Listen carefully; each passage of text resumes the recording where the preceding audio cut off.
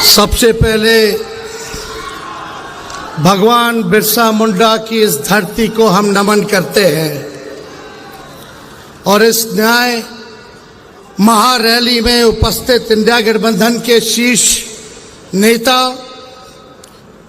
हम सबों के अभिभावक गुरुजी शिबू सोरेन जी, जनाब फारूक अब्दुल्ला जी, भाई अखिलेश यादव जी, भगवत मान जी, चंपई सोरेन जी, सुनीता केजरीवाल जी, कल्पना सोरेन जी, प्रियंका चतुर्वेदी जी, दीपांकर भट्टाचार्य जी, संजय सिंह जी, गुलाब मीर जी, संजय यादव जी, राजेश ठाकुर जी, विवेक गुप्ता जी और सभी इंडिया अलायंस के सभी दलों के हमारे नेतागण, पदाधिकारीगण, सभी झारखंड सरकार में सभी मंत्रीगण, सभी यहाँ के विधायकगण, आप सब लोगों को हम जोहार करते हैं और झारखंड के कोने कोने से आए हुए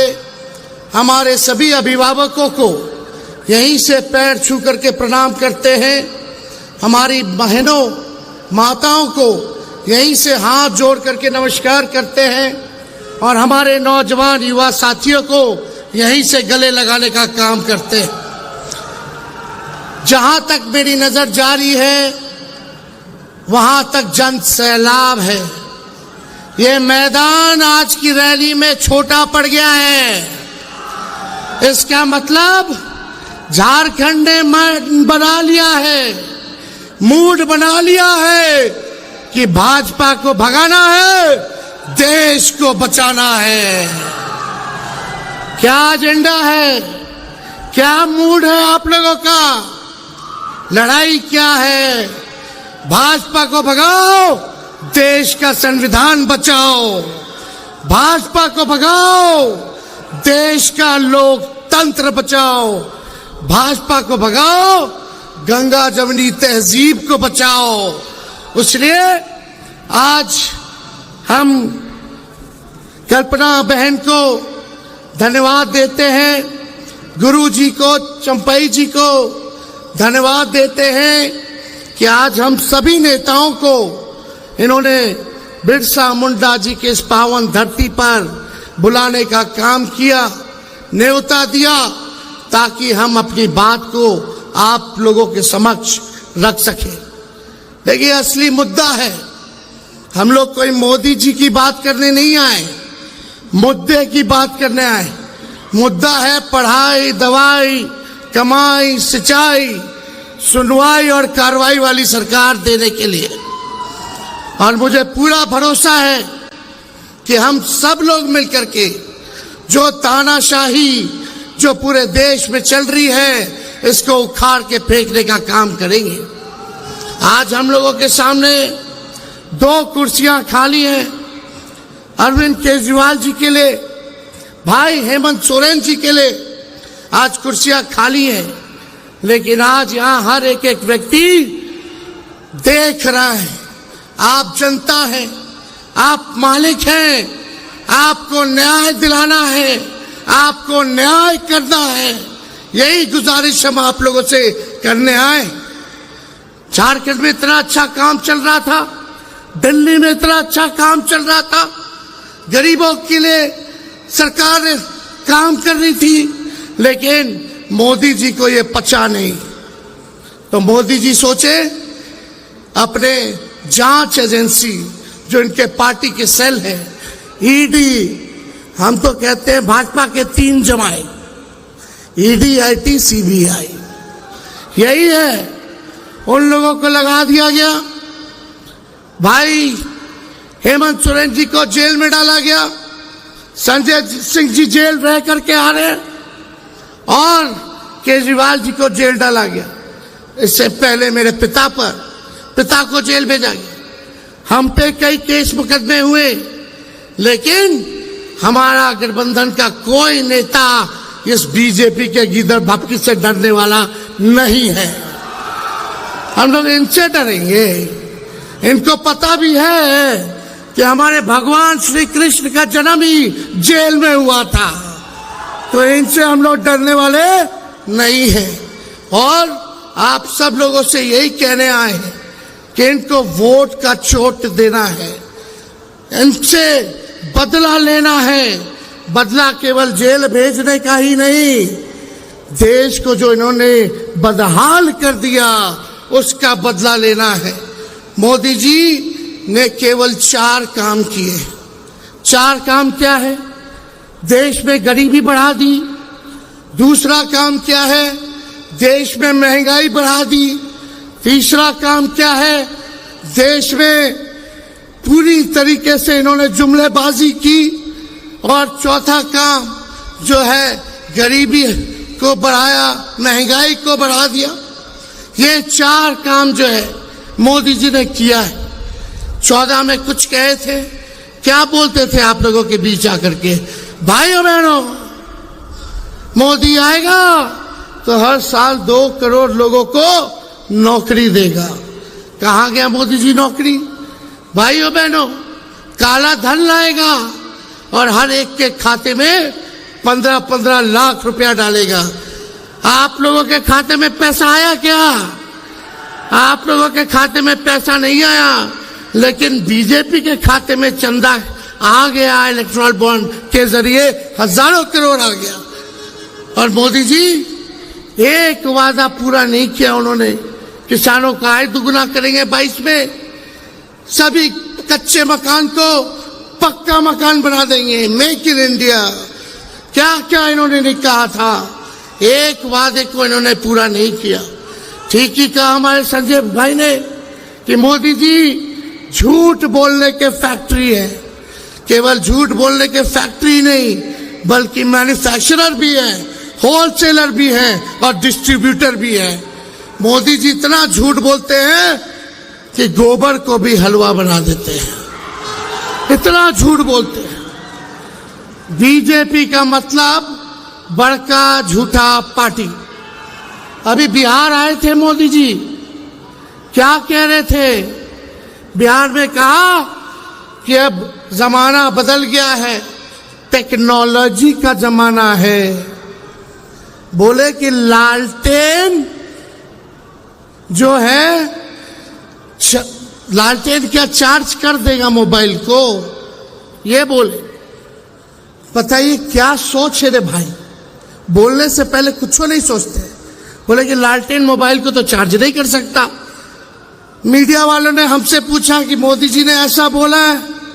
हमने बोला उनको, भाई जरा मोदी जी से पूछ के आइए कि जो कीचड़ में कमल फूल खिलता है क्या वो मोबाइल को चार्ज कर देगा? कैसी कैसी बातें कर रहे हैं प्रधानमंत्री जी, गड़बड़ा गए हैं। क्योंकि इंडिया अलायंस से वो डरे हुए हैं। बताओ डरे हुए कि नहीं डरे हुए? ये 400 पार का नारा लगा रहे हैं, 400 पार का फिल्म दिखा रहे हैं। चुनाव हुआ फर्स्ट फेज का, पहले दिन ही मोदी जी का 400 वाला फिल्म देश की जनता ने सुपर फ्लॉप बना दिया। अब मोदी जी कहीं भी जा रहे हैं तो जनता नहीं आ रही है, भीड़ नहीं आ रही है, उनको सुनना नहीं चाह रही है। उनके झूठ से लोग परेशान हो गए हैं, तंग हो चुके हैं। अब उनके जुमले का जो पहाड़ था, देश की जनता ने दहाने का काम किया है फर्स्ट फेज के चुनाव में।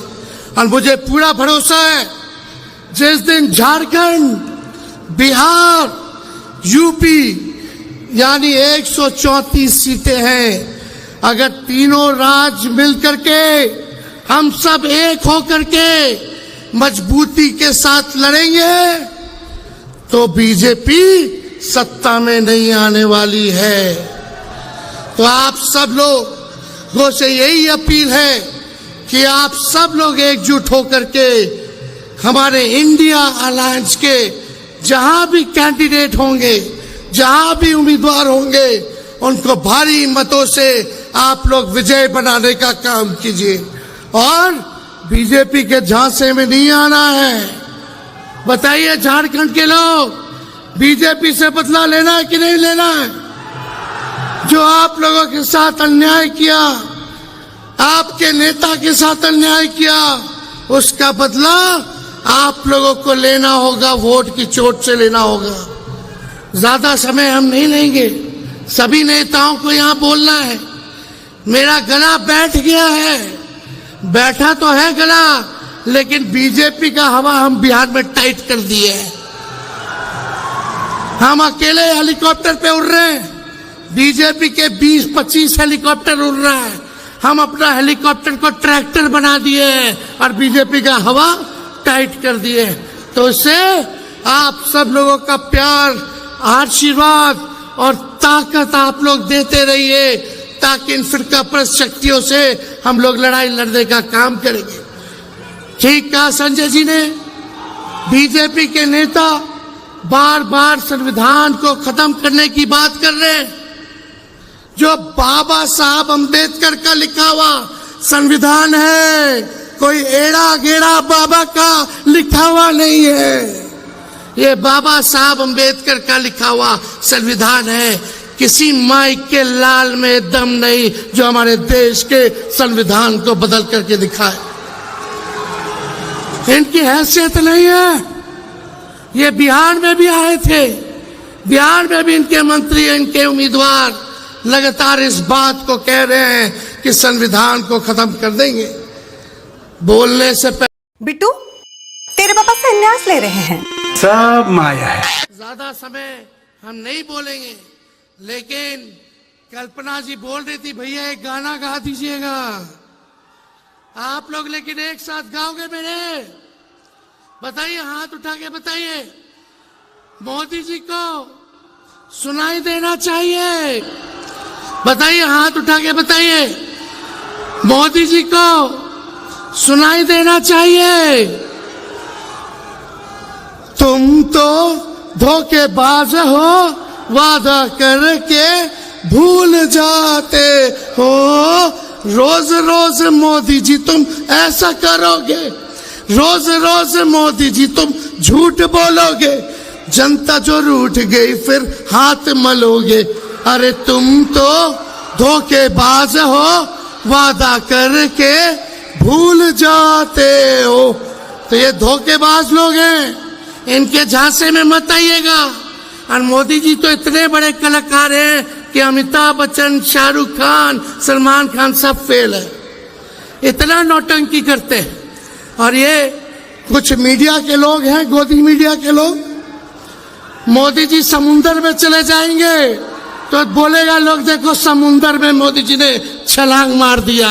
पूरा जूम कर करके दिखाते हैं कि मोदी जी का ही फ्रेम आना चाहिए। बता, समुंदर में अंदर गए तो कारपेट बिछा करके बैठे हुए। मोदी जी का मन करा चीता देखने का और चीते का फोटो खींचने का।